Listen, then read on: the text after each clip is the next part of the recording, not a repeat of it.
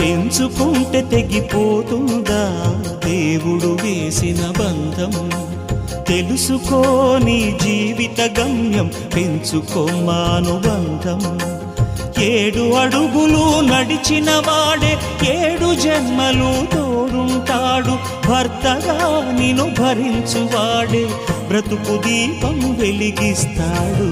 అతని హృదయం నాటి చెరామి, అగ్నిహోత్రమే అందుకు హామీ.